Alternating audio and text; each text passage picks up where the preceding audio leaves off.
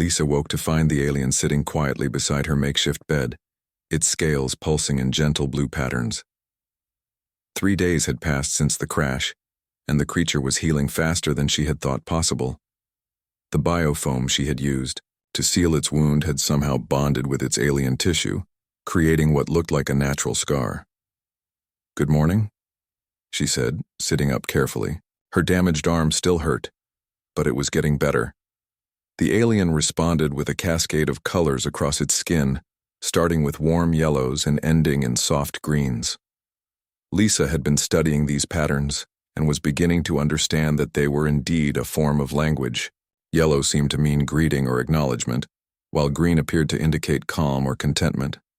Lisa had rigged up a basic shelter using parts from both crash sites. The alien ship's hull provided excellent protection from the wind and sandstorms, while her human technology gave them power and life support. The creature's terraforming device, which she had learned to call the atmosphere egg, was slowly making the air around their shelter more breathable. The alien pointed to itself and made a sound like singing crystals. Then it touched Lisa's arm gently. "You want to tell me your name?" Lisa asked. The creature nodded and repeated the crystal sound while its scales flashed in a specific pattern of silver and blue. Lisa tried to copy the sound but failed completely. The alien seemed to find this amusing, its scales flickering, and what she was learning meant laughter. "How about I call you Zephyr?" Lisa suggested. "Like the wind." The alien considered this, then nodded and repeated Zephyr in a surprisingly good imitation of human speech. "Good. I'm Lisa," she pointed to herself. "Lisa," Zephyr said carefully, and its scales flashed pleased colors. Now that they could communicate basic ideas, Lisa began to learn more about her companion. Zephyr belonged to a species called the Cathari, who were natural bioengineers. They could sense living things, even microscopic life, from great distances. Their bodies produced symbiotic organisms that could change the environment around them. This explained why the air near their shelter was becoming more breathable. Zephyr's body was unconsciously releasing tiny organisms that were converting the toxic atmosphere into something more suitable for both their species. "That's incredible," Lisa said as Zephyr demonstrated by touching a patch of dead ground. Within minutes, the sand turned darker and richer, and tiny green shoots began to emerge. But Zephyr's abilities came with limitations. The process was slow and required a lot of energy. The alien grew tired quickly and needed to rest often. Lisa realized that her own skills were just as important to their survival. Using her engineering knowledge, Lisa began to expand their shelter. She salvaged solar collectors from her escape pod and wired them to power systems from Zephyr's ship. The alien technology was incredibly efficient, but it needed human-style logical thinking to adapt it for their current needs. "You think in patterns and flows," Lisa explained as she worked. "I think in systems and structures. Together we can build something better than either of us could alone." Zephyr watched intently as Lisa worked, occasionally offering suggestions through color, patterns, and gestures. When Lisa couldn't figure out how to connect a power conduit, Zephyr showed her that the alien cable was actually alive and would grow into place if treated properly. Their first major success came when they created a water reclamation system. Lisa had found ice deposits in deep caves using her geological scanner, but the ice was too deep to reach with their limited tools. Zephyr, however, could sense underground water sources and direct their symbiotic organisms to create pathways to the surface. "You're like a living dowsing rod," Lisa said with admiration as pure water began to flow from what had been solid rock. The water changed everything. With reliable hydration, both of them grew stronger. Lisa's injured arm healed completely, and Zephyr's scales became brighter and more vibrant. They began to venture further from their shelter, exploring the dead landscape and looking for signs of life. It was on one of these expeditions that they made their first major discovery. Lisa was examining rock samples while Zephyr rested in the shade of a large boulder. Suddenly, the alien's scales flashed urgent reds and oranges. It stood up quickly and pressed its hand against the rock face. "What is it?" Lisa asked. Zephyr's response was excited, almost frantic. Its scales cycled through rapid patterns while it made musical sounds. It kept touching the rock and pointing downward. Lisa pulled out her deep-range scanner and aimed it at the stone. The results made her heart race. There were vast caverns beneath their feet, and the scanner detected something that couldn't be. Natural rock formations. Structures, she whispered. Artificial structures. They spent the rest of the day finding a way down into the caverns. Lisa used her engineering tools to widen a natural crack in the rocks, while Zephyr's organisms helped to soften and shape the stone. As they descended, Lisa's lights revealed walls that were definitely not natural. The caverns had been carved by intelligent hands. Smooth corridors led deeper underground, and strange symbols covered the walls. Some of the symbols glowed faintly when Zephyr touched them. Someone lived here, Lisa said in amazement. This planet wasn't always dead. They explored carefully, mapping the tunnels and documenting everything. The architecture was unlike anything from human space or from what Lisa had seen of Zephyr's ship. This was something entirely different, a third species that had once called this world home. In the largest cavern, they found it. The chamber was enormous, its ceiling lost in darkness above their lights. In the center sat a massive device that looked like a cross between a machine and a living tree. Cables or roots spread out from it in all directions, disappearing into the walls. Parts of it still glowed with a faint internal light. It's still active, Lisa breathed. Zephyr approached the device cautiously, its scales shifting through confused patterns. It touched one of the root-like extensions, and immediately the entire chamber filled with soft light. Images appeared, on the walls, showing the planet as it once was. Green forests covered the landscape. Blue oceans stretched to the horizon. Cities of crystal and metal rose from fertile valleys. And walking through it all were beings that looked like a combination of plants and animals, tall and graceful with skin like bark and eyes like stars. The images changed, showing the planet's death. The forests withered. The oceans dried up. The cities crumbled. The beautiful beings grew sick and died. But before the end, they had built this place, this machine. A seed, Lisa realized, as the final images showed the device being activated by the dying builders. They built a seed to restore their world, but they died before they could use it. Zephyr's scales flashed understanding, then determination. It looked at Lisa and pointed to the device, then to itself, then to her. "You think we could make it work?" Lisa asked. Zephyr nodded firmly, its scales brightening with hope and resolve. Lisa studied the ancient machine with new eyes. It was incredibly complex, but she could see the logic in its design. Biomechanical systems that could reshape a world from the ground up. It would require both technological knowledge and biological integration to operate. Knowledge like hers. Biology like Zephyr's. "All right, partner," Lisa said, rolling up her sleeves. "Let's bring a world back to life." Lisa ran her hands along the ancient machine's surface, feeling the warm pulse of energy beneath her fingers. For 2 weeks, she and Zephyr had studied the device, trying to understand how it worked. The task seemed impossible, but Lisa had never been one to give up on a challenge. The machine was huge, rising 30 feet into the cavern's ceiling. Its surface was covered with panels that looked like circuit boards, but they were made of some organic material that felt alive under her touch. Cables as thick as her arms snaked out in all directions, disappearing into the cavern walls and presumably connecting to other parts of the system throughout the underground complex. "It's not just one machine," Lisa explained to Zephyr as they worked. "It's a network. The whole underground area is one giant terraforming system." Zephyr listened carefully, its scales shifting through patterns that Lisa now recognized as intense concentration. The alien had been studying the biomechanical aspects of the device while Lisa focused on the technological components. Together, they were slowly piecing together how the ancient builders had intended their creation to work. The key breakthrough came when Lisa discovered what she called the instruction manual. Hidden behind a panel that opened only when both she and Zephyr touched it simultaneously, they found a chamber filled with crystal formations that contained stored information. When Zephyr interfaced with the crystals using its bioelectrical abilities, images and data flowed directly into both their minds. The sensation was overwhelming. Lisa felt Zephyr's thoughts mixing with her own as the ancient knowledge poured into them. She saw the planet as it had been millions of years ago, lush and green and full of life. She experienced the slow climate change that had doomed the original.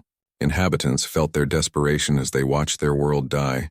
Most importantly, she understood their solution. The World Seed, Lisa whispered when the visions ended. That's what they called it. The device was designed to completely remake a planet's biosphere from scratch. It could break down existing matter at the molecular level and rebuild it into whatever forms were needed. Atmosphere, soil, water, plants, animals. Everything could be created and shaped according to a master plan stored in the machine's vast memory banks. But there was a problem. It requires a genetic lock, Lisa realized as she studied the control interfaces. The builders designed it so it could only be activated by two different intelligent species working together.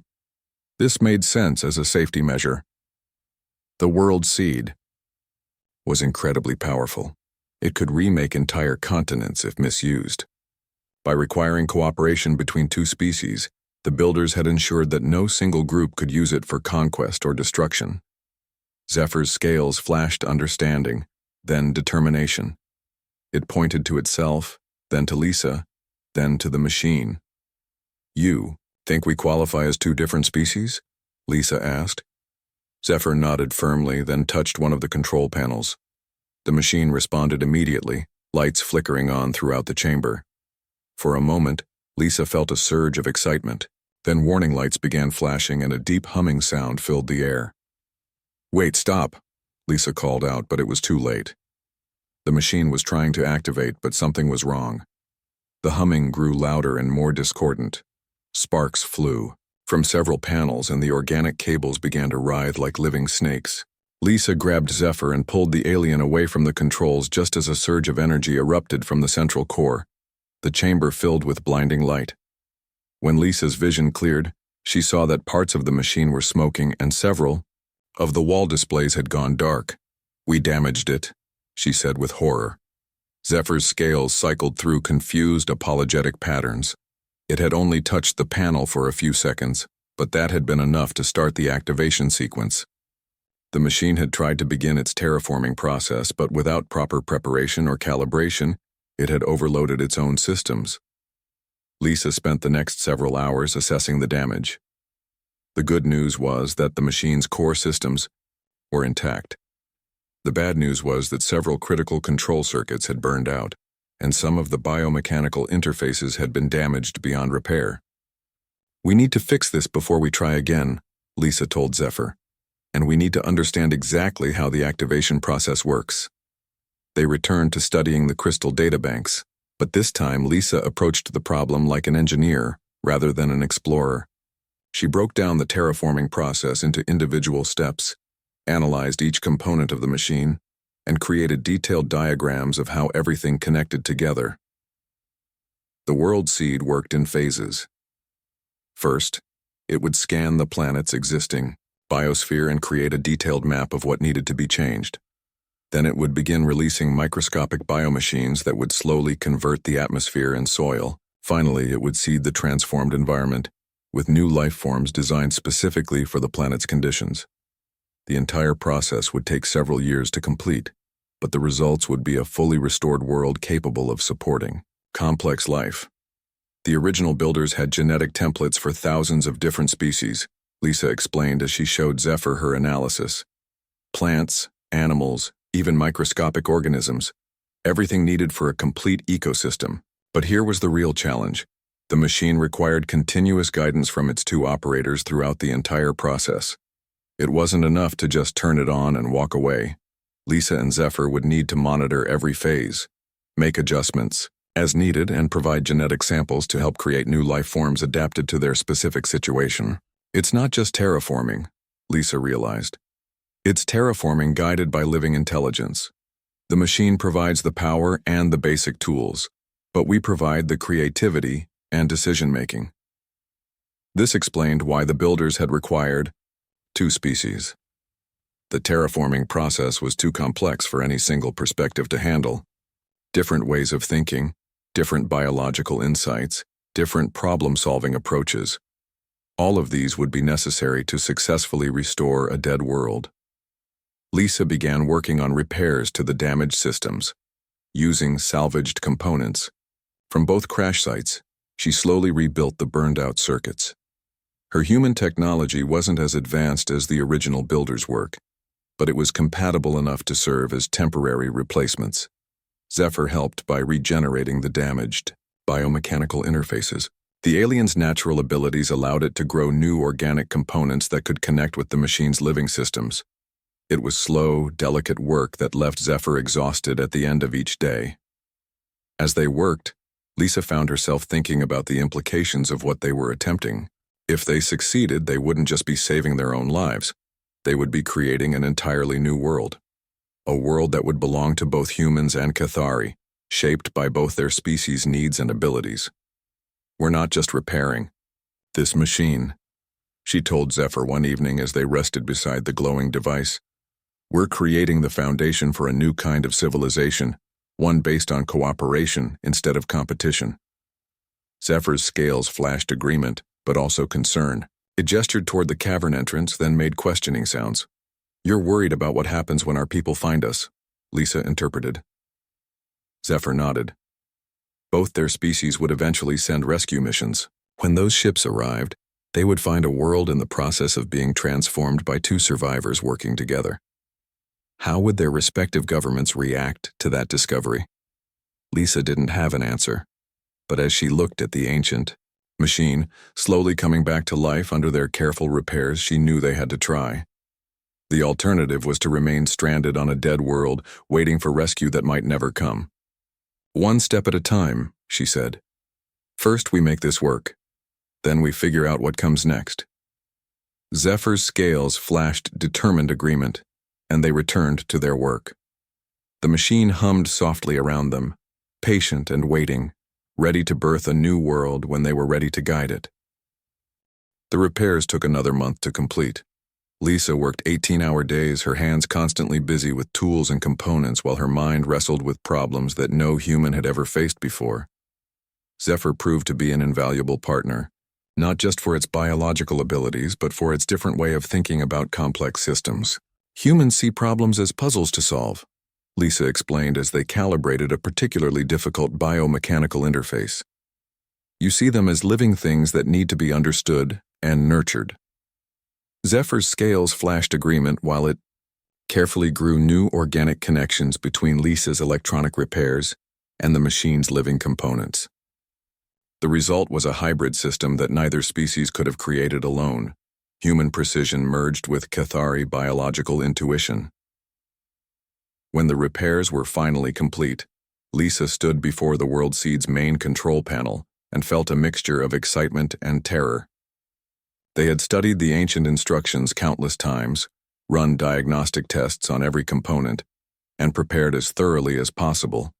But there was no way to truly know if their repairs would work until they tried to activate the system. "Are you ready?" she asked Zephyr. The alien's scales shifted through a complex pattern that Lisa had learned meant ready, but cautious. Zephyr placed one hand on the biomechanical interface while Lisa positioned her hands over the electronic controls. "Small test first," Lisa said. "Just the scanning phase." Together, they initiated the World Seed's startup sequence. The machine responded immediately, but this time there were no warning lights or discordant sounds. Instead, a gentle hum filled the chamber as power flowed through the restored circuits.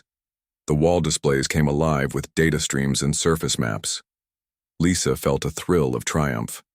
Their repairs had worked. The scanning phase took 3 days to complete.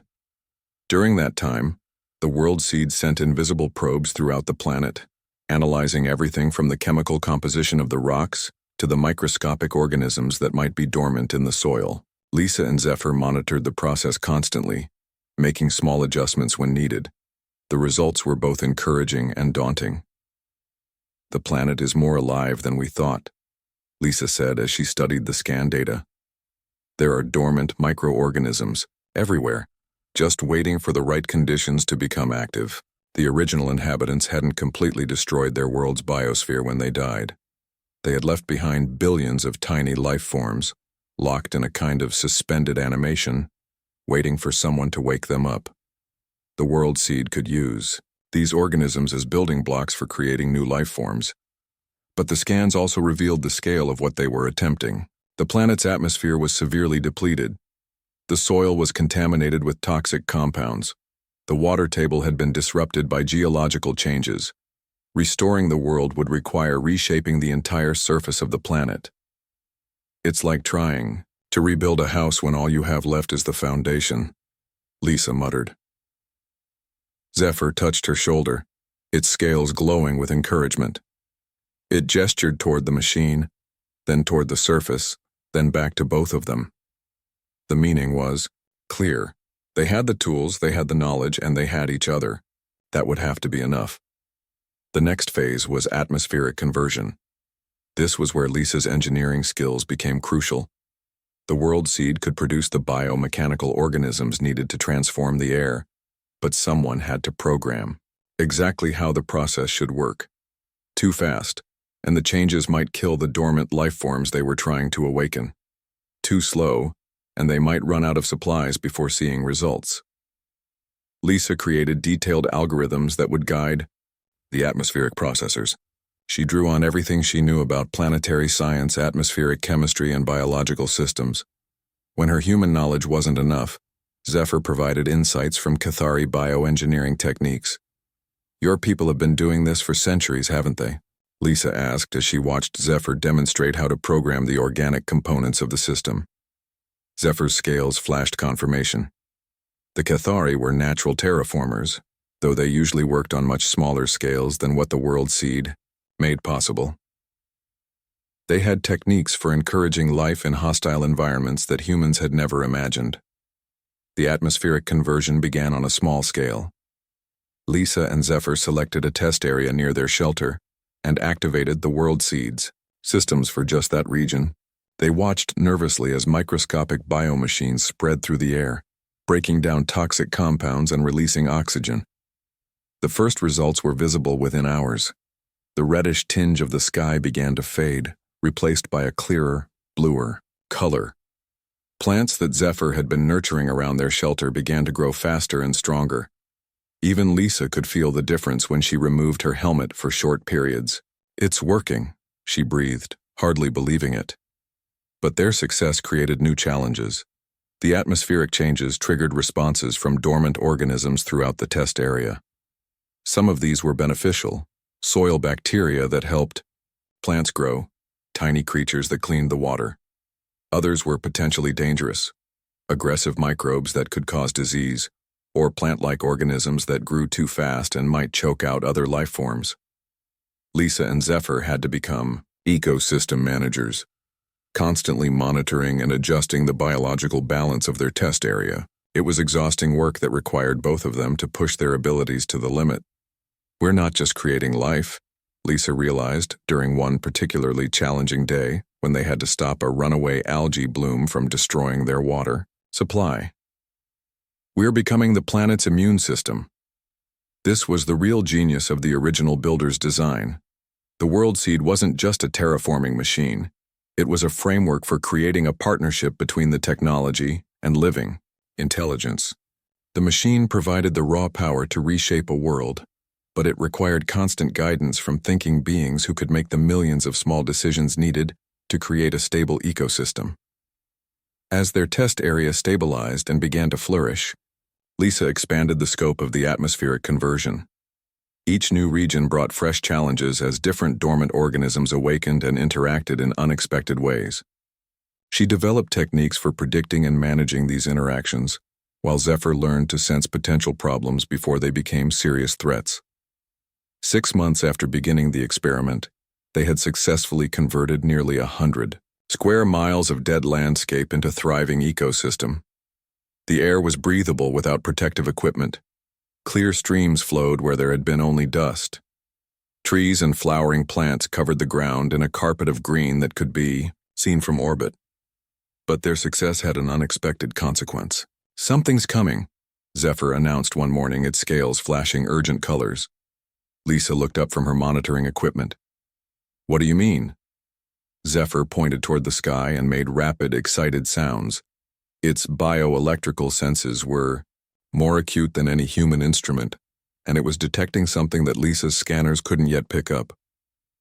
Lisa activated her long-range sensors and scanned space around the planet. At first she saw nothing. Then at the very edge of the scanner's range she detected multiple objects moving toward their world at high speed. Ships. Lots of them. Rescue missions, Lisa whispered, then felt her excitement turn to worry. From both our peoples. The transformation of the planet had created energy signatures that could be detected across interstellar distances. Both human and Cathari authorities had noticed that a previously dead world was suddenly showing signs of life. They were sending ships to investigate. Lisa and Zephyr looked at each other, then at the thriving landscape around them, then back at the approaching ships on the scanner display.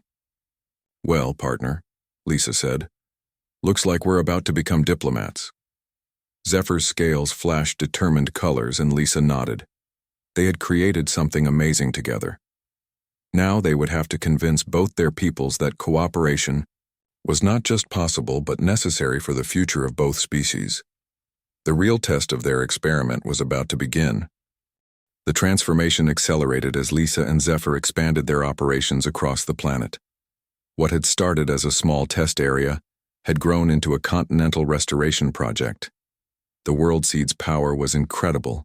Entire mountain ranges were being reshaped, new rivers carved through the landscape, and vast forests planted where there had been nothing but dead rock. Lisa stood on a hilltop overlooking their latest success, a valley that had been barren wasteland just 2 months ago. Now it was filled with lakes and meadows, dotted with groves of trees that had never existed before on any world. These weren't copies of Earth plants or recreations of the original builder's species. They were entirely new forms of life, created by the combined imagination of human science and Cathari bioartistry. "Look at that," Lisa said, pointing to a group of creatures drinking at one of the lakes.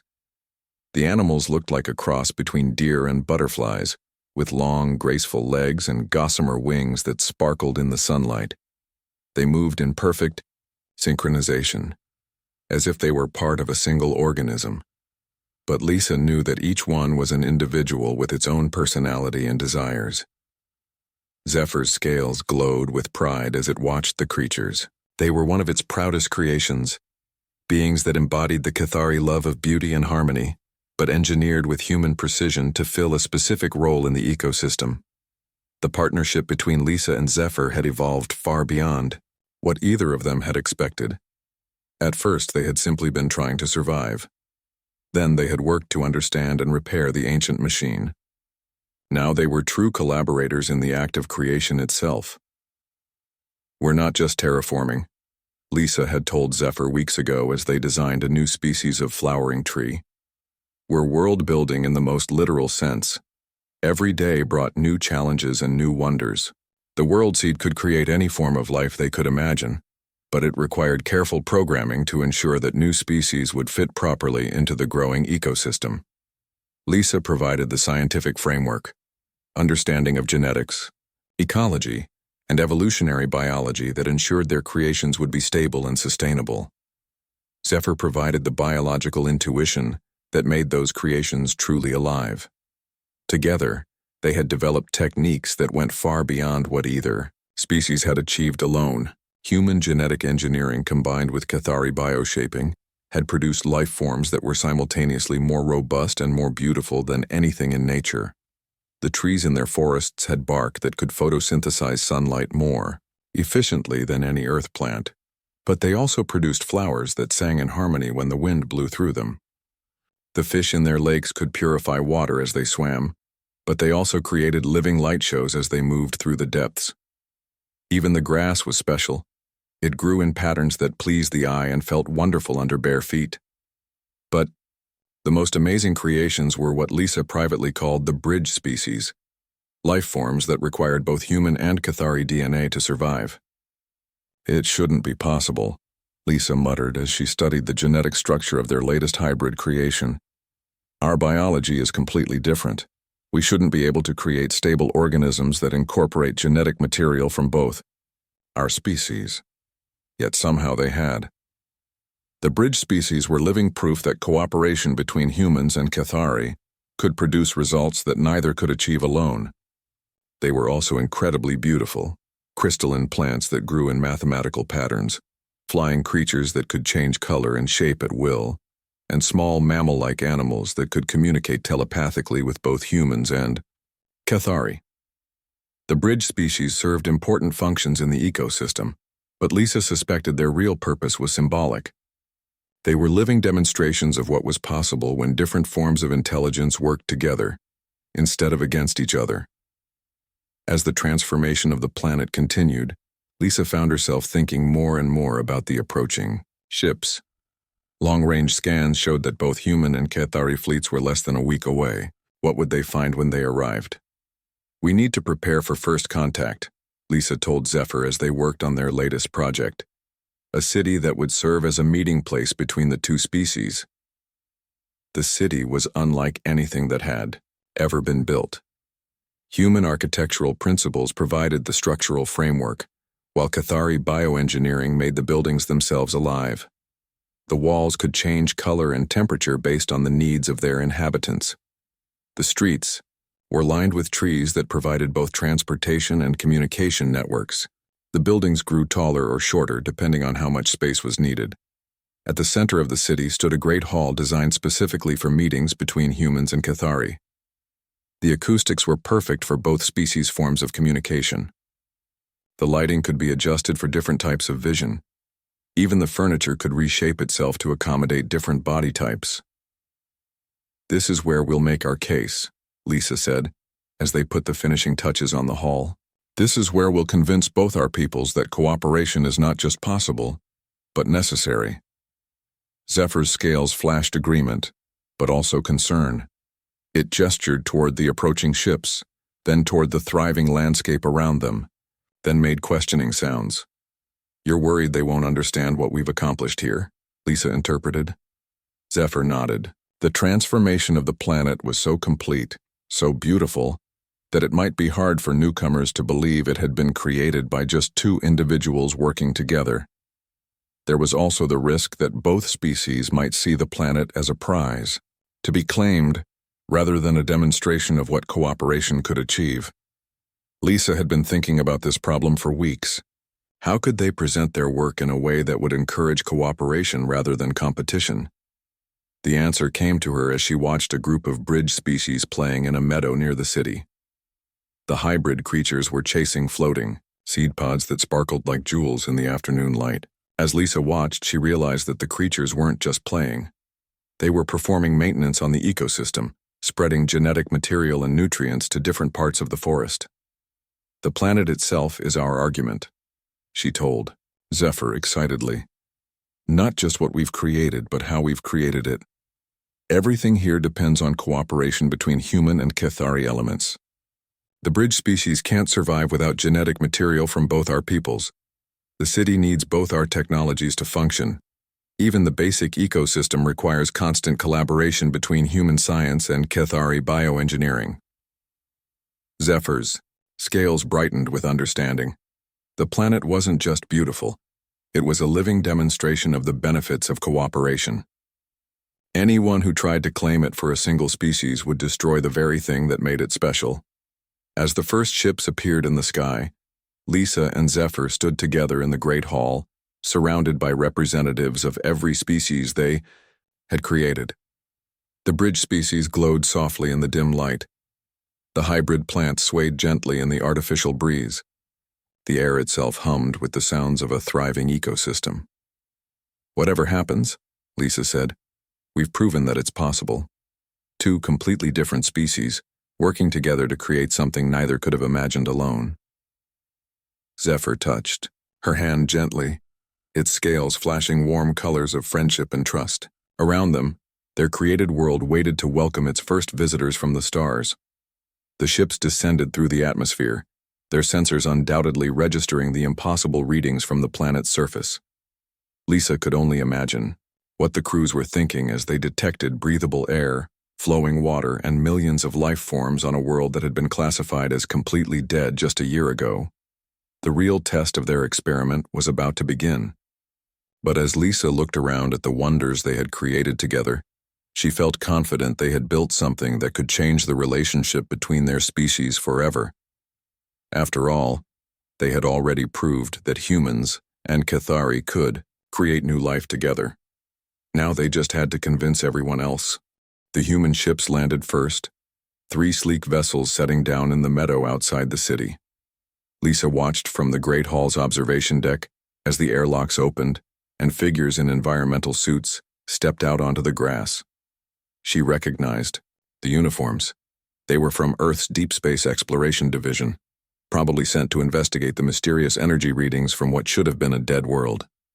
"Here we go," Lisa said to Zephyr, who stood beside her with scales flickering nervous patterns. The Cathari fleet arrived an hour later, their organic ships seeming to grow from the sky itself as they descended. Unlike the angular human vessels, the alien craft looked like enormous flowers or seed pods, their surfaces rippling with bioluminescent patterns. They landed on the other side of the city, maintaining a careful distance from the human ships. Lisa could feel the tension even from a distance. Both fleets had probably been expecting to find wreckage and survivors, not a thriving city surrounded by impossible gardens. Instead, they found evidence of cooperation between species that weren't supposed to know each other existed. "Time to play diplomat," Lisa said, adjusting the communicator she had built from salvaged parts. She had spent the last few days preparing for this moment, but she still felt nervous about addressing 2 different species simultaneously. Lisa activated the communicator and sent a message to both fleets. "This is Dr. Lisa Carter of the Horizons Edge, speaking for both myself and Zephyr of the Cathari. We welcome both our peoples to Genesis, the world we have built together. Please send representatives to the coordinates I'm transmitting. We have much to show you." The response was immediate and confused. Multiple voices spoke over each other in both human languages and Cathari musical tones. Lisa could hear suspicion, amazement, fear, and excitement all mixed together. Some of the humans wanted to know how she had survived. Some of the Cathari demanded to know why she was speaking for one of their people. Everyone wanted to know what had happened to the planet. "All questions will be answered when we meet," Lisa replied calmly. "Please send small delegations, no weapons. This is neutral ground." It took several hours of negotiation, but eventually both sides agreed to send representatives. The human delegation consisted of 3 people: Captain Kate Morrison from the Rescue Fleet, Dr. Richard Hayes from the Science Division, and Commander Paul Clark from Military Intelligence. The Cathari sent 2 individuals, an elder named Whispers Through Starlight and a younger bioengineer called Dawn on Still Waters. Lisa and Zephyr met them at the entrance to the Great Hall. The humans looked amazed by the living architecture around them, while the Cathari seemed confused by the blend of organic and technological elements. "Dr. Carter," Captain Morrison said, removing her helmet as she realized the air was breathable. "We're glad to find you alive, but we need to understand what's happened here. Our sensors show this planet has been completely transformed in less than a year.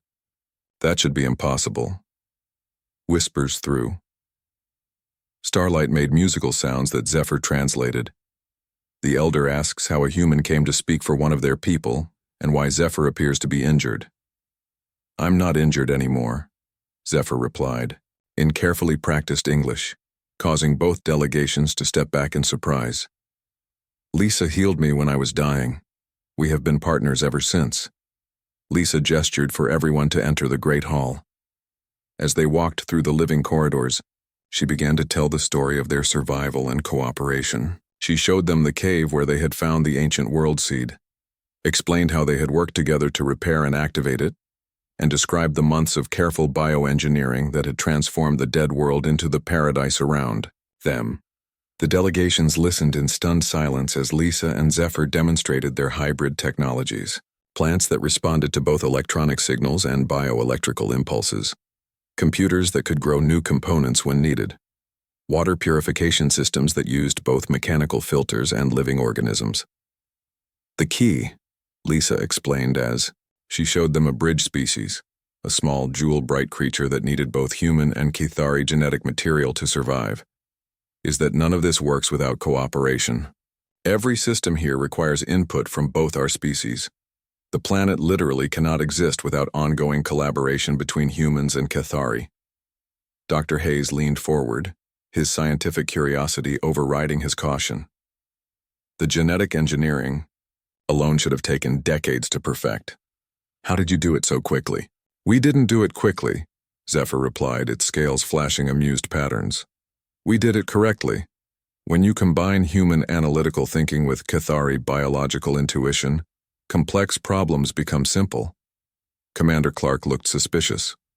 This is all very impressive, but what's to stop one side from claiming this technology for military purposes? The terraforming applications alone could be used to make weapons of incredible power. Lisa had expected this question. She led them to the center of the hall, where a living display showed the planet's ecosystem in real time. Millions of interconnected life forms, all dependent on each other, all requiring the continued cooperation of both species to survive. Any attempt to use this technology for warfare would destroy it, Lisa explained. The world seed isn't just a machine, it's a partnership between the technology, the environment, and living intelligence. Remove any element and the whole system collapses. Whispers through starlight made complex musical sounds that conveyed deep thought. Dawn on Still Waters translated, "The Elder says this is the most beautiful bioengineering work they have ever seen, but they worry about the implications.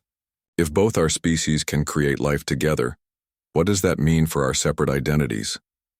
Lisa smiled and gestured to the bridge species playing in the garden outside. "It means we don't have to be separate anymore. We can remain distinct cultures while working together on projects neither could accomplish alone." The negotiations that followed were intense and sometimes heated. Both sides wanted to claim the planet, or at least control the terraforming technology. Both had concerns about sharing advanced scientific knowledge with potential rivals.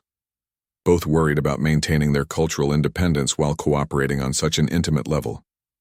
But gradually, as the delegation spent more time on the planet and saw how completely the ecosystem depended on cooperation, their attitudes began to change. The bridge species were particularly effective ambassadors. Their obvious intelligence and beauty made it clear that cooperation could produce wonders that competition never could.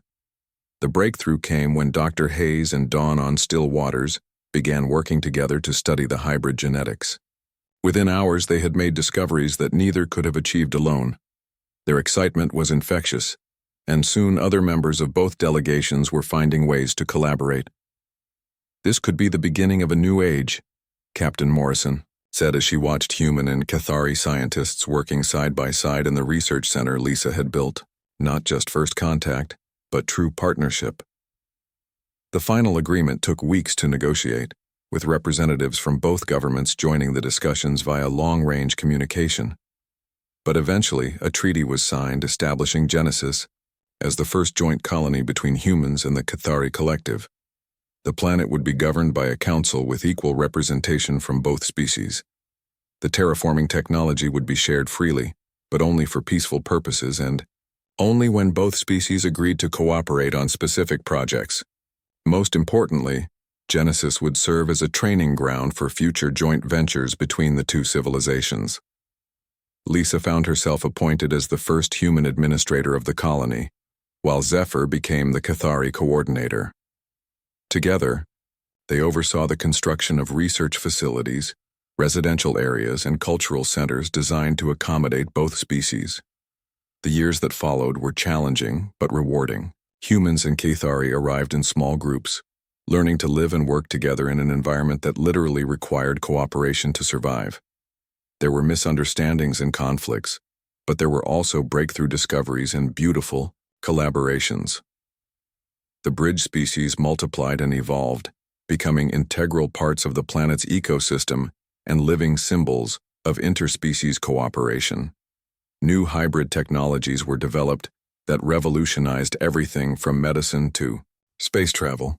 Most importantly, a generation of children grew up seeing cooperation between species as normal and natural. 20 years after the crash that had stranded them on a dead world, Lisa stood in the same hilltop meadow where she and Zephyr had first tested the world seed's power. Now the valley below was filled with a bustling city where humans and Cathari worked together on projects that would have been unimaginable when she first arrived. Zephyr joined her on the hilltop, moving more slowly, now but with scales that still glowed with vibrant health. Around them, children from both species played with the bridge creatures that had become beloved companions to the colony's inhabitants. "Do you ever wonder what would have happened if I hadn't found you that first day?" Lisa asked. Zephyr's scales flashed amused patterns. "We would both have died alone on a dead world. Instead, we created life together. I think we chose the better path." Lisa laughed and nodded. "In